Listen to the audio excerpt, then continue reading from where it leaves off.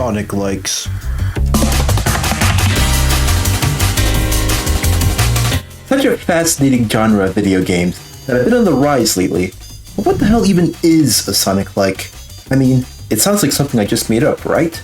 Well, in short, it's a genre of video games that directly take inspiration from or are mechanically similar to that of the Sonic franchise. And with the amount of experimentation this franchise is known for, I'm sure that definition isn't confusing in the slightest. Really though, to give a more comprehensive answer to this question, we're gonna have to go way back. As to understand the recent proliferation of the Sonic-likes genre and their importance, I'm gonna have to first analyze where Sonic even came from in the first place.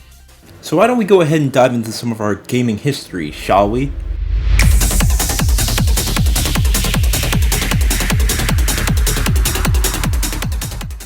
Sonic the Hedgehog was actually the product of multiple artists and collaborators. He was made in a corporate competition at Sega to create their own mascot platformer for the Sega Genesis, as Alex Kidd simply wasn't built for this. They needed their own Mario. That's where this man comes in. Naoto Oshima. He was the winner of the corporate contest, with his iconic design for the blue blur appealing the most to the heads at Sega. From it, birthed the initial concept phase for what this Sonic platformer would be like. Oshima noticed that when players mastered Mario levels, they naturally completed them in a faster, more consistent manner. That feeling of maintaining your speed, pacing, and overall flow throughout the level was the core idea he wanted to get across. He wanted a game in which, through mastery of the controls and level design, players would be able to achieve greater and greater speeds, with the ultimate aim of getting through the game as fast as possible, almost like the modern conceptualization of speedrunning nowadays. Sega used his concept of design and got the best game developers under their studio, and they got to work. The rest is pretty much history. This core idea they created made one of the most iconic video game franchises of all time, full of comics, TV shows, and even 3 movies at this point. But that's not what we're here to talk about. No, instead, as you can see, the general main gameplay formula for Sonic games is to mix momentum-based movement with tight platforming in order to reward the players with a sense of speed and adrenaline. And with this being the main core gameplay loop of the first Sonic game, it clearly was a gameplay formula ripe for success, with the game selling over 40 million copies, making it one of the best-selling video games even up until now. Sega would continue to iterate on this idea, with Sonic 2 and Sonic CD coming shortly after the first game's success, making massive improvements to the gameplay, such as adding a spin dash and insta-shield mechanic to sort of polish up the gameplay and make it more refined over time. It all culminated in the release of Sonic 3 and Knuckles, what many consider still to be one of the best Sonic games of all time, perfectly mixing that speed, platforming, and exploration core that was so addicting in the first games. And with it, Sega finally accomplished their goal. They have proved to the industry that they are capable of making faster, bolder, satisfying gameplay that could be up there right with Nintendo. That was until they got to the 3D era, however.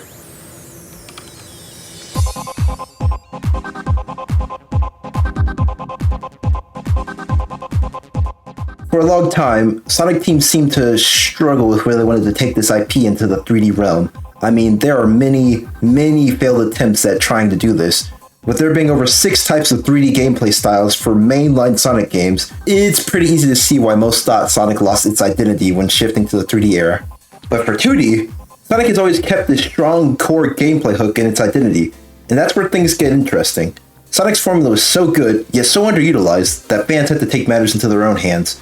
Enter the rise of Sonic likes. In the year of 2000, a little online convention exhibit known as the Sonic Amateur Games Expo, or SAGE for short, started to make the rounds. A dedicated online expo made for the sole purpose to showcase fan games, game mods, ROM hacks, and even some indie games, inspired by E3 no less. Ryan Bloom had launched SAGE as an online expo where Sonic fans and indie devs could showcase their creations. From here, birthed many of the first games that I would now refer to as being in the Sonic-like genre. And many of the Sonic fan games here were directly inspired, or at least influenced, by the same mechanical formula as Sonic 1. Many of these games arguably surpassed them in terms of quality and depth, adding more mechanics to spice up the formula, often with the addition of new characters and level gimmicks to create whole new worlds for the franchise. Some of these games, I tell you, could easily rival the original ones on the Sega Genesis, and maybe that's why it wasn't too much of a stretch to wonder what would happen if we disconnected from the Sonic IP entirely. And maybe perhaps that was the exact question the devs at Galaxy Trail might have asked, as in 2012, a little demo on Kickstarter spawned that was under the title of the name Freedom Planet.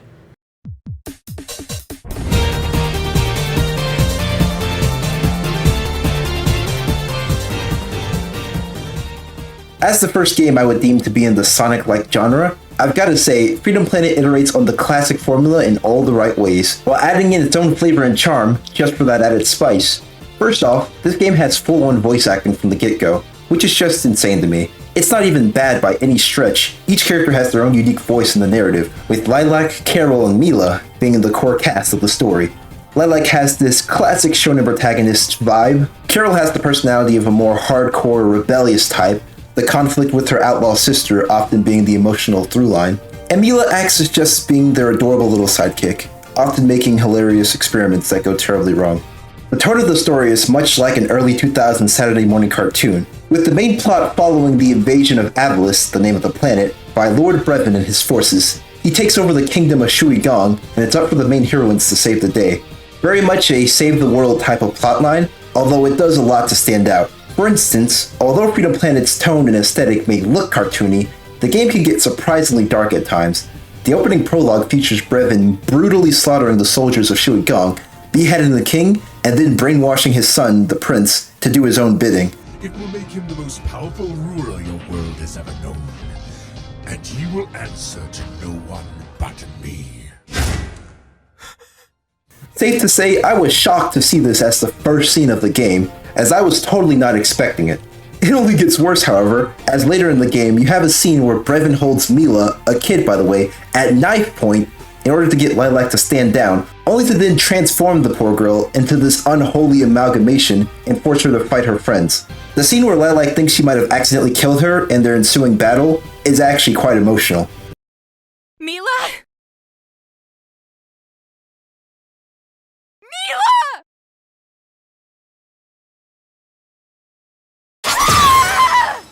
Like, that is some pretty dang good voice acting if you ask me. All this to say, even though Freedom Planet might look like it has marketed itself as just an adorable throwback to the classic Sonic hits, its own unique style and atmosphere slowly took over, and in my opinion, resembles something wholly original and not just a Sonic-influenced indie game. And nothing explains this better than in the gameplay, in my opinion. All three of the characters can run at fast speeds, and the momentum-based platforming is right there, just like the classics. There's even that iconic sloped terrain in the loop-de-loops, if the inspiration wasn't obvious enough. That's where I would say a majority of the similarities would end, however, as the game's combat system is completely unique and handles itself entirely different from Sonic's. In the classic Sonic games, you would have to be in your ball form in order to avoid taking damage from the enemies. This being done, I assume, to compensate for Sonic's fast speed and not wanting the player to just get clotheslined by an enemy they couldn't see to the far right of the screen. Freedom Planet chooses the different approach, however. It chooses to take from the more traditional platformers like Mega Man and Gunstar Heroes with their combat, allowing the players to touch the enemies without incurring any damage, but in turn, they have to look for openings to land their own melee attacks and slowly whittle down their health. I compare it much to Super Smash Bros. In that regard. Because of this, Freedom Planet has had a little reputation for being difficult at times, this being way more obvious in the later levels of the game. All that being said, it's clear that Freedom Planet was an excellent first foray into the Sonic-like genre, and they're only going to get better from here. With Freedom Planet in particular getting a sequel almost 10 years after the first one, it has far better platforming, more engaging combat, and an even more expansive story that takes the player through 20 plus stages over the course of the narrative, with 4 playable characters to boot. Safe to say, it was an improvement from the original in every single way. But Freedom Planet, of course, wasn't anywhere near close to being the only Sonic-inspired game of that year. Many consider the Ori franchise to be softly inspired from the Blue Blur, with its smooth platforming mechanics and level design looking like a soft influence. Pizza Tower, the now recognized indie hit masterpiece, was originally featured as a Sage 2019 game. Being developed for over 4 years, its slopey terrain and strong movement physics could also be considered to take inspiration from the early Sonic level design, although I and many others would say it takes more from the Wario Land series if anything. Although, the fast-paced nature of the gameplay and the breakcore music sure didn't help with that accusation, I've gotta say. There are many other platforming series that others have claimed to be inspired from Sonic, such as Rayman with its also sloped terrains and fast-paced gameplay, but I think you get the point. The obvious influence that Sonic had on the platforming genre were slowly starting to show themselves, as more and more games seem to take inspiration from its free-flowing and dynamic level structure that so defined the classics. Many, of course, still chose to simply take from the franchise directly, with the fan game scene around this time becoming even stronger than before. 2 of which quickly becoming highly acclaimed just for their sheer quality and the amount of content they have for being worked on by a single guy. Sonic before and after the sequel. Oh god. They were a game duology made by a Brazilian dev by the name of Felipe de Lunes. The game's great level design and insanely orgasmic OST, seriously pause the video and go listen to them right now, made the game quickly get a name for itself as being quite possibly one of the best Sonic fan games at the time. Since it was released during a bit of a drought for 2D Sonic by Sega, people heralded it as the second coming of the Genesis games, the true Sonic 4 that everyone asks for. So it should have came as no surprise to people to hear that the same game developer announced his entirely new Sonic-inspired IP called Spark the Electric Jester in July of 2015. Felipe de Nules, now going by Lake Pepper, now had the same team of legendary music composers under him from the fan games, but this time, they were making something completely original and full of passion.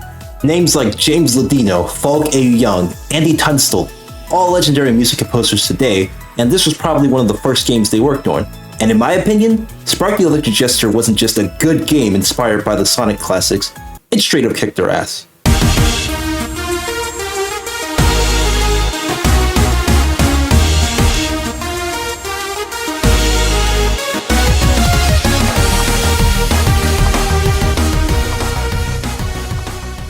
A gorgeous pixel art style with so much attention to detail and movement, incredible level design with an excellent grasp on spatial design, and amazing pacing with the ups and downs throughout each level being choreographed nicely.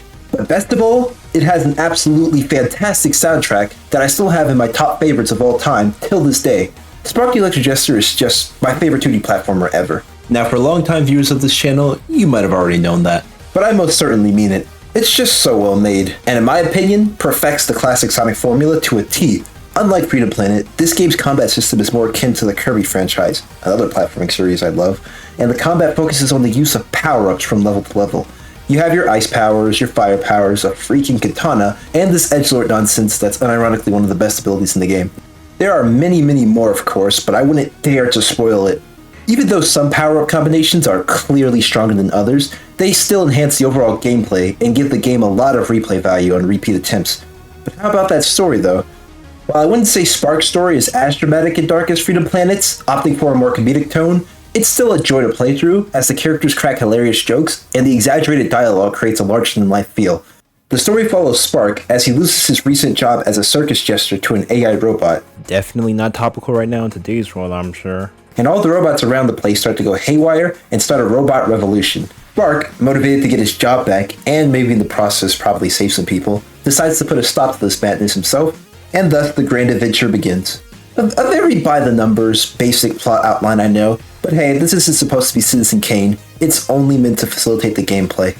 But that doesn't mean it's bad or boring, mind you. Particularly towards the end of the game, things actually start to become quite interesting, as there's quite the notable rise in the storytelling. Spark comes face to face with the leader of his revolt, Freon, and him taking control of the supercomputer, Megagraph, to essentially take over humanity. Spark's copycat robot, Fark, yes, that's seriously his name, is forced to stop him, and an epic boss fight ensues that was way more hyped than it had any right to be. We then get to the end of the level, Megagraph Fortress, where the story goes full on Dragon Ball, and the inspirations wear themselves on their sleeve. I mean, are you looking at this? It's literally an epic battle in space, with the full rock and roll type beat and everything. This is the most Sonic-like thing that this game has in my opinion, and the game shows absolutely no shame in showing it. And seeing that sheer confidence, when you peel back all the layers, it's actually pretty cool, I'm not gonna lie. Don't even let me get started on Fark, who has his own campaign and everything, featuring whole new bosses and a cool special boss theme to go with it. Simply bliss.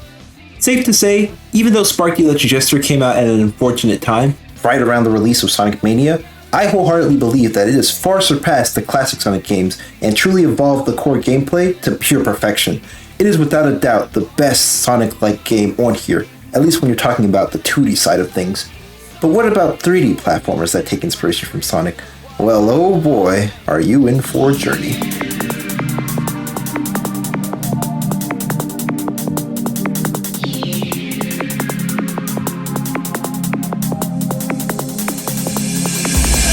Just like the classic era, what exactly defines the Sonic gameplay style of the 3D era?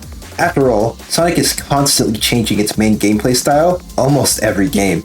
You have the revered adventure style, the tightly written narratives with them elegantly bringing the classic momentum-based physics into a 3D environment, with a homing attack, light speed dash, an instant spin dash, and a ton of other changes to facilitate Sonic's kit, making 3D platforming more feasible. Of course, it wasn't a clean transition, as I'm sure you guys are all aware of, but overall, most Sonic-like 3D platformers take after this style of gameplay. Sorry Boost fans and the 5 Lost World fans in here, most indie devs tend to only focus on the adventure style sadly. But with that, the immediate game that comes to mind is Penny's Big Breakaway, made by the same people that actually worked on Sonic Mania. I feel like the 3D inspirations can be felt immensely from this game. The level design screams expressive early 2000s vibes, the movement is super fluid with many of Penny's movement tech being capable of stringing together to retain her momentum throughout the level. Even if the levels of this game aren't nearly as open as some of the other Sonic-like 3D platformers on this list, they definitely feel a nice balance between being open enough to allow the player freedom and expression, but also linear enough so that you never get lost and retain that nice flow state. As reviewers often describe for the game, Penny feels like an alternate universe interpretation of the 3D Sonic formula. Its tone and gameplay reflect a more laid-back and chill vibe, from its art style to its music, and even the enemy designs. Everything is just so charming and vibrant. Definitely a good contender for the Sonic-like genre. Lamra Cyberpunk is also a game I would put in this category, a game that might surprise many of the people watching currently. But its skating mechanics, inspired mostly from Jet Set Radio and the Tony Hawk franchise, have been jury-rigged like crazy by mods and other programs to make the movement simply spectacular. People flying through the city at Mach speeds, keeping their combo going by grinding off of skyscrapers and bouncing off of rooftops. It's simply a sight to behold. Movement like this is what makes Sonic fans such as myself salivate. Imagine the possibilities that could be achieved if Sega took notes. Rollin' Rascal is also another prime example of what I mean. It also, hilariously enough, is made by people that worked on a Sonic fan game. What a surprise. Sonic GT to be exact. This game saw the idea of open zone levels being pushed to its absolute limits. I feel like it took inspiration from Sonic Utopia a couple years back that was lightly experimenting with the idea, but Sonic GT is the first fan game I think to truly embrace it. These levels are massive, taking a good 4 minutes to complete them, and that's with good gameplay. They were so big, in fact, that many people began to fear the precedent this game might set for future games, specifically in the context of Rollin' Rascal.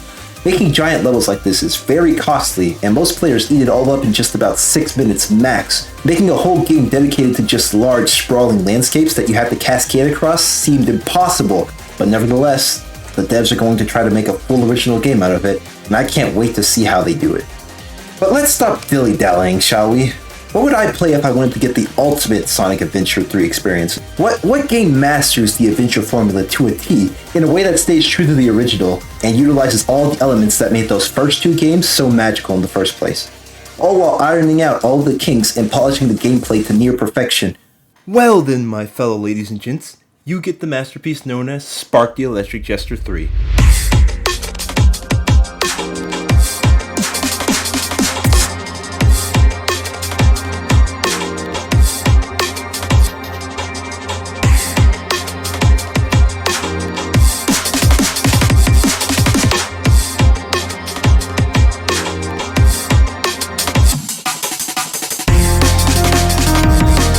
So you mean to tell me that this man was not only responsible for one of the best 2D platformers of all time, but also one of the best 3D ones as well? I mean, this has got to be a joke, right? Like Pepper, this man can just cook. Amazing 3D game physics that makes Spark feel super fluid and easy to control, even at the highest of speeds. An expansive upgrade system that enhances the movement and creates a surprising amount of depth in the gameplay. It's not just a copy of the usual upgrades in 3D platformers though, as the combat in this game is a more refined version of the second game, which struggled in that department, so it's not like you're just wasting money on junk, these upgrades actually help you. Large, open levels with a ton of places for alternate routes and exploration. Each level is packed with nice little secrets and world building details. I was genuinely shocked with the amount of detail in each of these levels, made by one guy by the way.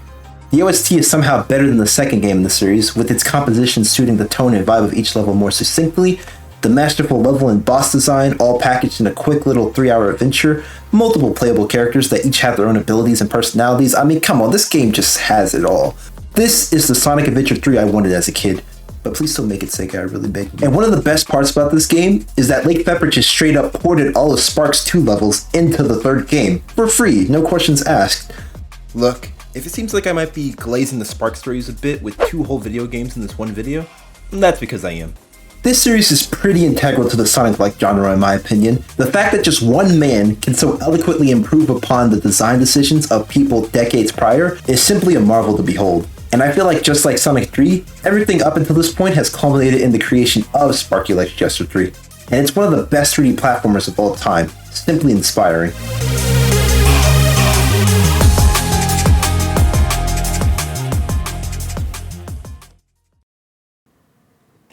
But alas, there's still one more Sonic-like game I wish to discuss before I leave for today. You've seen how this genre has slowly evolved over the years, how the games got more and more polished, how they've slowly moved away from Sonic Shadow, and eventually started to form their own identities. Well, the final game on this list is the epitome of that. This is a game that hit me like a truck out of nowhere, yet is quite possibly the best way I would say to make a fast-paced 3D platformer. A game that has all the hallmarks of an amazing Sonic-like, from its gorgeous visuals to its shockingly fantastic OST. You guys already saw in the thumbnail, but that game is HASTE Broken Worlds.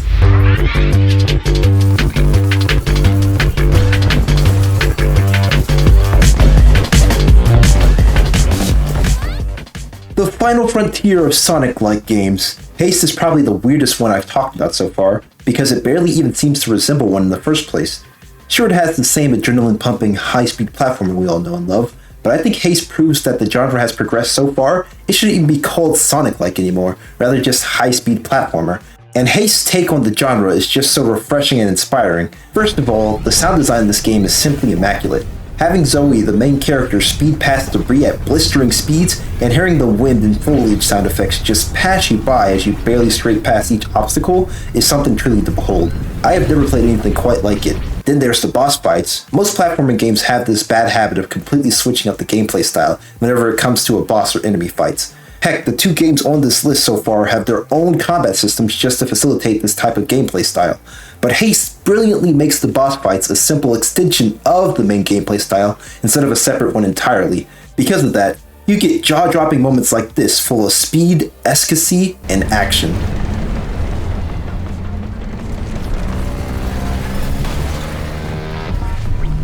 A truly euphoric experience. Then you have the levels themselves. Remember when I said earlier, I have no clue how Sonic Likes can keep up with the massive sprawling levels? Well, HASTE just straight up gave me the middle finger and said, here's an open world landscape for each stage. Each level is almost too big to complete sometimes. I hear a lot of people actually getting lost in these levels. That is just truly crazy to think about. Now this is mostly due to the fact that the game is procedurally generated, but still, imagine if the devs of, say, Sonic Unleashed saw this, having to create a whole new game engine just to facilitate Sonic's intense gameplay. Meanwhile, modern game devs have created infinite open spaces for their characters to run at blistering speeds through.